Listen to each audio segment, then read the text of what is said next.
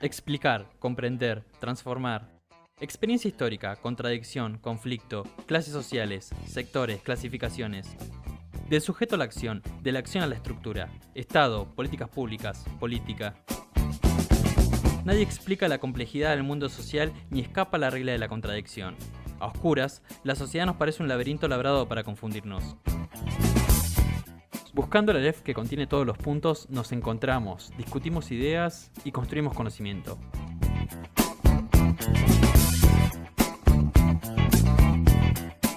Bienvenidos a Buscando la Aleph, charlas sobre estudios sociales contemporáneos, un espacio del Instituto IEDES. Bueno, mi nombre es Tobías Gutiérrez, nueva edición de Buscando la Aleph. Hoy estamos con Sofía Castro, Débora Golding, dos colegas sociólogas de la Universidad Nacional de Villa María. Buenas tardes, chicas. Buenas tardes, Toto. Breve presentación. ¿Cómo no? Bueno, ambas somos licenciadas en Sociología y estudiamos en la universidad en el marco de un proyecto de investigación, un equipo de investigación ya consolidado sobre prácticas policiales y políticas de seguridad. Bueno, contar un poco quizás cómo entendemos algunas de las cuestiones de seguridad o cuál es nuestra perspectiva para pensar la seguridad. Respecto a eso, bueno, en términos de la policía, digamos, nosotras creemos que es importante, y en particular nuestras investigaciones han sido sobre policía, entonces creemos que es importante pensar a los policías también como trabajadores, digamos que hay muchas interpretaciones del ámbito progresista respecto a los policías que los piensan como sujetos que violentan derechos, y nosotras frente a eso apostamos por una perspectiva que busca comprender los sentidos que circulan en las prácticas policiales y en la institución policial, asumiendo algún tipo de distancia valorativa respecto a la policía para poder comprender y a partir de eso explicar. Sí, también creemos de alguna forma que estos enfoques que les damos tanto dentro del equipo como particularmente nosotras en nuestras investigaciones son algo novedoso. A nivel nacional se viene trabajando, también hay investigadores en distintas provincias y en Buenos Aires que están viéndolo con este enfoque también, pero entender a los policías como trabajadores por ahí los desexotiza un poco y sin dejar de tener en cuenta y de mirar irregularidades en su accionar, sí reconocerlos como trabajadores que encima trabajan en condiciones que no son las óptimas. Y en esto, bueno, resaltar que al entrar a la policía hay algunos derechos que tienen que dejar de lado, digamos, desde el de asociarse, agremiarse, hasta el de huelga. Entonces, bueno, también comprender los sentidos que pululan ahí adentro es de alguna forma poner la problemática de seguridad y la problemática de la represión policial con otro tinte y también desde adentro, hablando con los mismos agentes policiales, entendiendo qué es lo que pasa, qué es lo que piensan, cómo hacer para cambiar paradigmas de seguridad tradicionales con datos e investigaciones serias respecto a qué está sucediendo adentro de nuestras instituciones.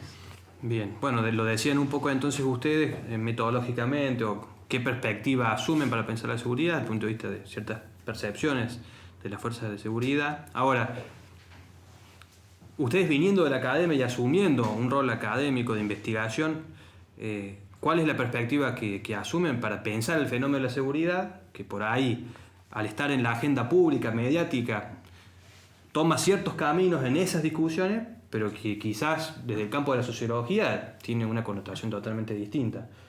¿Cómo pensar la seguridad desde este campo? Bueno, ahí nos vemos un poco pensando dos paradigmas principales a los que hay que empezar a superar de alguna forma, ¿no? Un modelo neoliberal, por un lado, represivo, manodurista, que está comprobado y ya está estudiadísimo, que no solo es contraproducente en términos de derechos humanos, sino que también es caro económicamente y no es efectivo ni en la baja de los índices de delito ni en la satisfacción, digamos, de la población. Y por otro lado también tratando de no caer en de alguna forma errores del progresismo, por así decirlo, como pueden ser seguir pensando en cierta correlación entre delito y pobreza a través de los discursos de que la inclusión social por sí sola va a mejorar los índices delictuales. De alguna forma eso también creemos que recae en considerar que el delito es exclusivo de los sectores más populares, y eso también es estigmatizador y a su vez deja de lado una serie de delitos que no necesariamente atañen a la población del sector más vulnerado. En ese sentido sí creemos que desde espacios, digámosle progresistas, por decirlo de algún modo, falta una agenda específica de seguridad democrática, pensar y construir herramientas que nos sirvan para diseñar políticas específicas, digamos, teniendo en cuenta que efectivamente existe una demanda social de seguridad muy fuerte, que hay un montón de motivos que hacen que esa demanda tenga esa centralidad, pero es cierto que nuestro país la tiene, quizás a nuestro pesar, pero la tiene. Y ante eso es importante generar herramientas que puedan dar respuesta a algunos de los elementos que componen esa demanda, teniendo en cuenta que las demandas sociales de seguridad muchas veces al ser desatendidas quedan ahí disponibles para, digamos, ser captadas de alguna forma por identificaciones políticas que suelen tener un tinte más autoritario. Entonces también por eso es importante ir pensando posibles herramientas para dar respuesta. Bueno, justamente me das pie a algo una curiosidad o por ahí un elemento de actualidad, ¿no? Que fue el caso Chocobar y toda la discusión política que se dio en materia nacional. ¿Qué efectos tiene por parte de la política asumir públicamente esa perspectiva, ¿no? ¿Qué significa desde su punto de vista, chicas? Y en realidad es altamente peligroso, digamos. No solo a nivel nuevamente, ¿no? Volver a paradigmas neoliberales, manoduristas, porque bueno, claramente no solo los videos, sino que ya los testimonios y en el mismo procesamiento de la agente policial está claro que él le disparó en la espalda mientras el delincuente estaba tratando de huir. Entonces, digamos, el hecho de que tanto el presidente lo haya recibido en la Casa Rosada y las múltiples declaraciones de la ministra en defensa de ese episodio demuestran de alguna forma esta vuelta a los paradigmas manoduristas, y a su vez también creemos que otra cuestión peligrosa es la falta de claridad ante las leyes y los protocolos que ya están establecidos, y en eso, bueno, el tema de la doctrina Chocobar no es solo reivindicar este delito y este homicidio, sino también de alguna forma ir en contra del sistema judicial. En ese sentido, sumar quizás un poco lo que nosotras hemos visto respecto a la policía es, bueno, esta intención de estudiar cómo circulan los sentidos ahí adentro, cómo se componen las identidades policiales, también tiene que ver con pensar que un cambio en una política de un momento o un cambio en una legislación no trae cambios repentinos en cómo esas fuerzas policiales trabajan en el cotidiano. Entonces, teniendo en cuenta eso, creemos un poco que todos estos cambios en el discurso del Ejecutivo que avalan la doctrina Chocobar vienen un poco a dar rienda suelta a algunas cuestiones que quizás estaban más latentes o más ocultas, pero que pervivían, digamos, ahí en las fuerzas policiales. Y a eso sumar, no obstante, digamos, que pese a esta aclaración, nosotros sí consideramos que hay especificidades en el mundo policial, pero que sin embargo los criterios de selectividad policial o por qué este policía elige disparar a ese delincuente no tiene que ver únicamente con un delirio que se genera dentro de la institución policial, sino que está anclado en sentidos sociales circulantes por fuera de la institución policial y que incluso pueden llegar a ser dominantes en algunos sectores. Entonces esto no corresponde únicamente con un mal que es propio de la policía y que se gesta y se enlaza ahí, sino que también tiene correlato en un montón de sentidos socialmente circulantes. Exacto, y esos sentidos también son un punto neurálgico que nosotras estudiamos a la hora de ver procesos de reforma o de cambios legislativos adentro de la policía y en relación a las políticas de seguridad. La pervivencia, como dice Debbie, de formas de pensar la criminología y la prevención del delito más tradicionales es un punto preocupante, tanto dentro de la policía como por fuera de la policía también, ¿no? Cuando se quieren instalar procesos más sociales, si se quiere decir, o comunitarios de prevención del delito.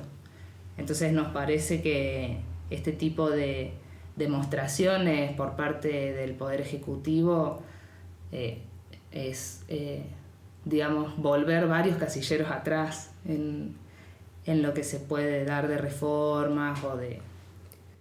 Y en eso también tener en cuenta que muchas veces estos giros así más represivos, si bien parecieran o se instalan como discursos pro-policiales o que respetan a las fuerzas de seguridad, también suelen empeorar las condiciones de trabajo de esos miembros de las fuerzas de seguridad, porque los exponen a mayor riesgo de ser heridos o incluso de morir en un enfrentamiento, y porque muchas veces, como decía Sofía, los hacen actuar en el marco de una serie de indefiniciones que ponen en juego no solo, digamos, el riesgo físico, sino también la estabilidad laboral de esos efectivos.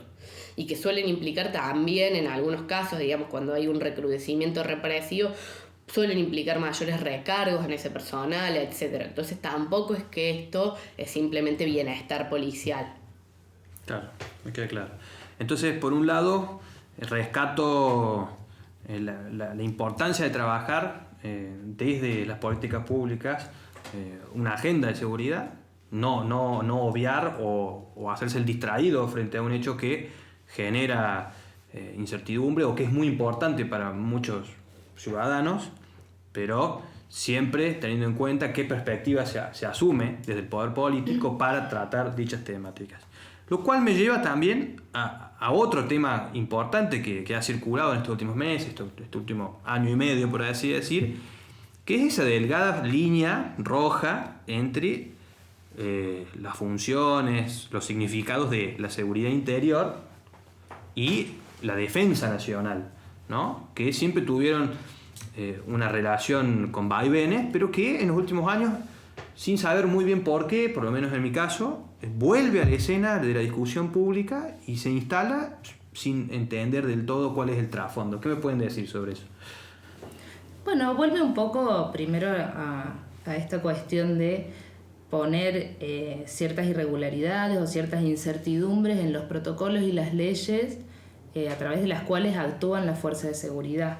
Nuevamente es mover las fichas en lugares en donde no es necesario y de hecho es una manifestación política, o lo vemos así de alguna forma, este desdibujamiento entre la defensa y la seguridad interior, que nos parece preocupante también, porque de alguna forma la división entre estas dos funciones fue una reivindicación del retorno de la democracia, que bueno, realmente volver atrás eso es muy peligroso y de hecho no es necesario tampoco. En este sentido, volvemos un poco a las incertidumbres en los protocolos, en las leyes, pero también retomamos investigaciones de otros colegas que demuestran cómo dentro, en los espacios fronterizos o en espacios donde circulan varias fuerzas de seguridad a la vez, los campos de acción y las capacidades operativas de cada fuerza son todavía muy complejas de gestionar. De alguna forma, seguir complicando estas capacidades operativas no aporta y, de hecho, nuevamente retrocede varios casilleros, digamos, en términos simbólicos, en términos operativos.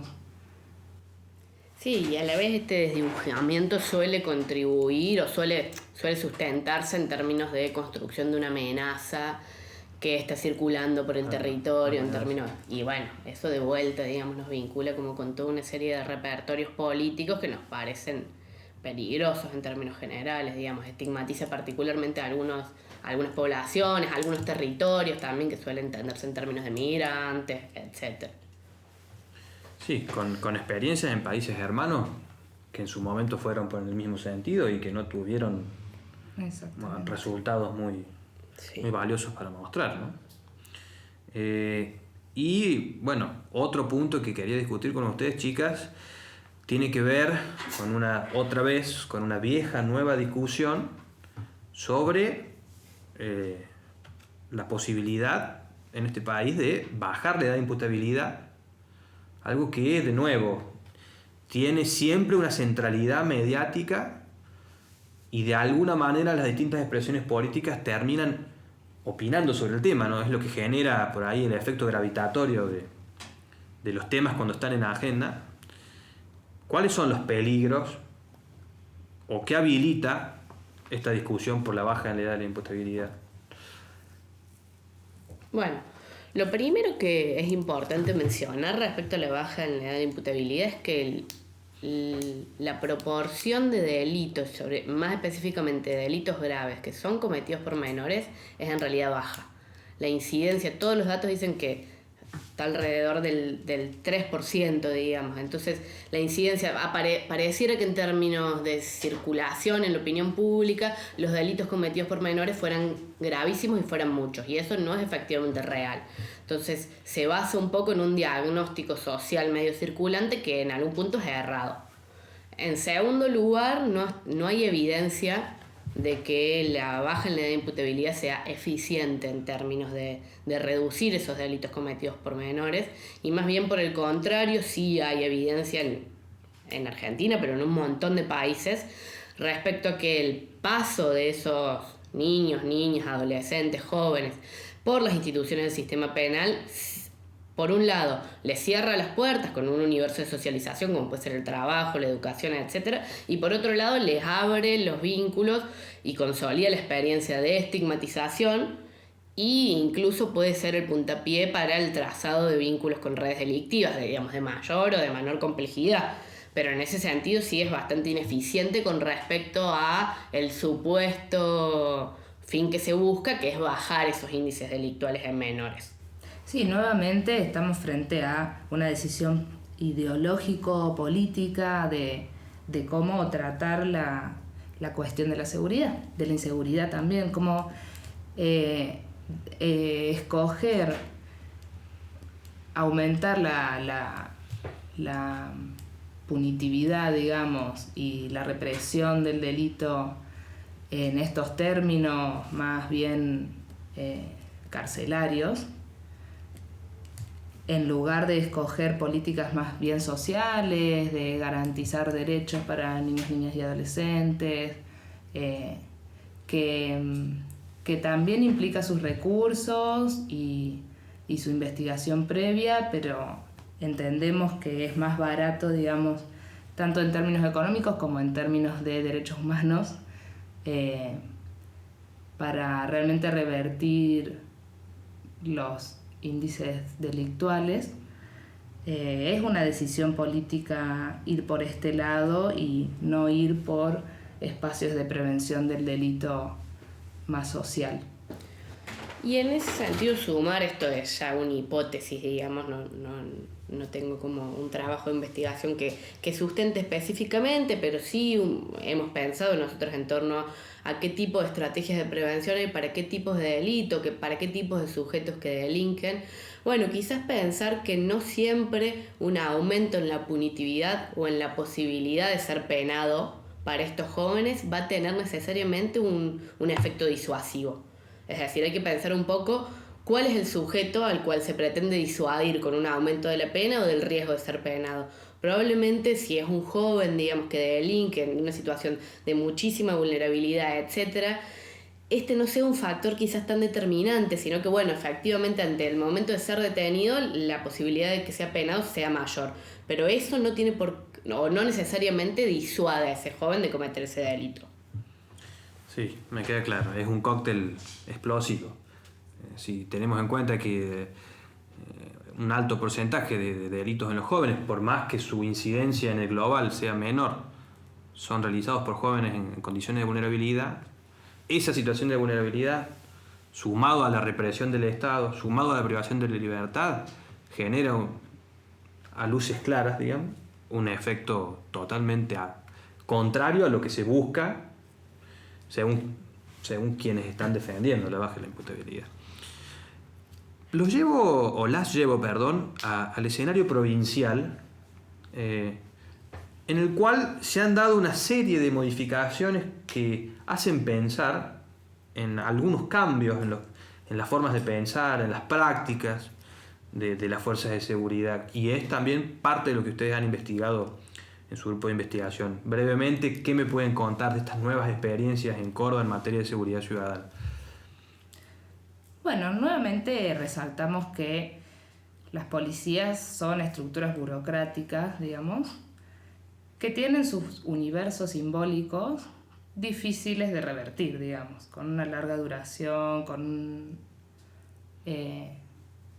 su particularidad, digamos, y en eso encontramos en las políticas públicas provinciales ciertos corrimientos o nuevas intenciones de buscar formas de prevención del delito de tipo más social y comunitario.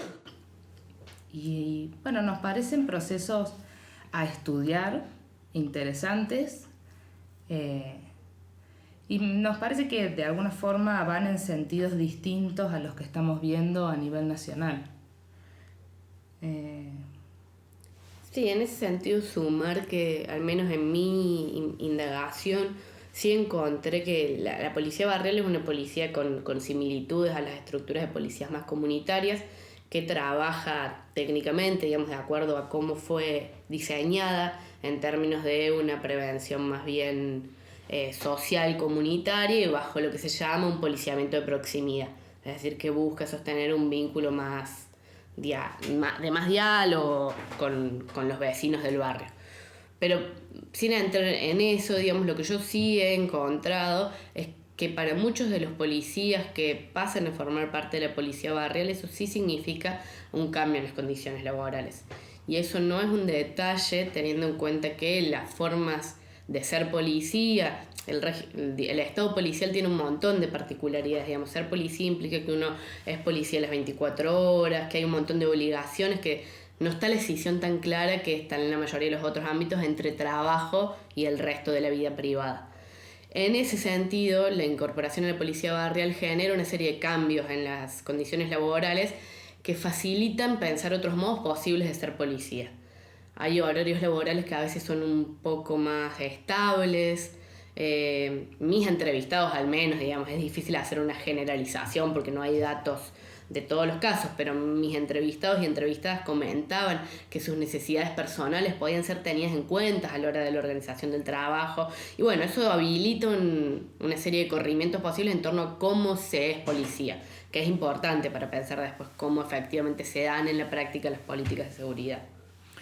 O sea que vos decís que de alguna manera, y corregime si me equivoco, las condiciones o la forma en que se ejerce el oficio de policía tienen un impacto directo en las políticas de seguridad y cómo esa actividad es percibida por el conjunto social. Sí. Sí, igual es difícil, me parece, hacer una linealidad en condiciones laborales de los policías y políticas de seguridad. También ahí hay pesos, digamos, relativos en estructuras de poder que son bastante complejas, y sin embargo nos parece que no es un dato menor ni las condiciones laborales de los propios policías, ni estos cambios legislativos. Nos parece como muy interesante para seguir estudiando y tratar de comprenderlos mejor, ver de alguna forma cómo esto se puede traducir en mejoras más sustanciales y estructurales, sin una ingenuidad y sin dejar de tener en cuenta estos juegos de poder que en realidad están más allá de lo que podemos ver a simple vista, tanto entrevistando con policías como revisando leyes, ¿no? Sí, me queda clarísimo. Bueno, este programa se llama Buscando el Aleph. Un poco es la reivindicación, ¿no?, del extravío permanente en las ciencias sociales, pero me gustaría cerrar con una pregunta. ¿Por qué es importante lo que hacen y cuáles son los peligros de dejar de hacerlo, ¿no? a qué nos enfrentamos en el momento que dejamos de problematizar esto que hemos explicado a lo largo de la entrevista. Bueno, en realidad a nosotros nos parece importante primero poner el ojo en la seguridad y en la policía, porque es algo que no tiene muy larga data en nuestro país ni en nuestra región, diría.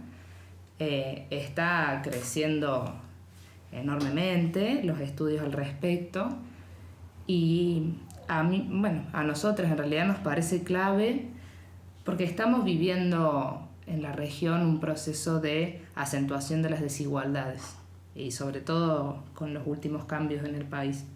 Y nos parece que esto es como de alguna forma un caldo de cultivo, digamos, de discursos conservadores y manoduristas que no solo por las cuestiones que venimos nombrando, las habilitaciones, digamos, en términos de política, sobre todo nacional, sino también porque en escenarios más desiguales se acrecentan los índices delictuales, de los delitos más chicos, que son los que al fin y al cabo generan mayor sensación de inseguridad y habilitan discursos de demagogia punitiva que también nos parecen bastante peligrosos. Sí, y en ese sentido sumar sí que bueno, poder generar indagaciones que comprendan los sentidos de los actores intervinientes, los distintos niveles de las políticas de seguridad.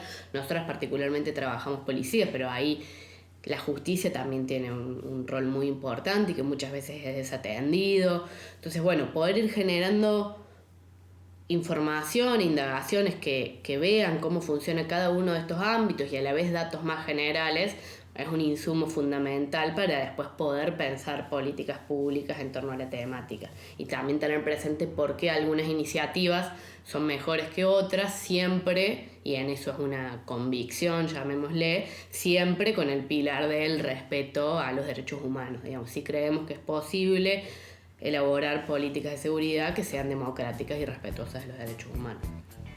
Muy bien. Bueno, chicas, muchas gracias por participar. Muchas gracias por la invitación. Nos vemos. Un espacio del Instituto IEDES.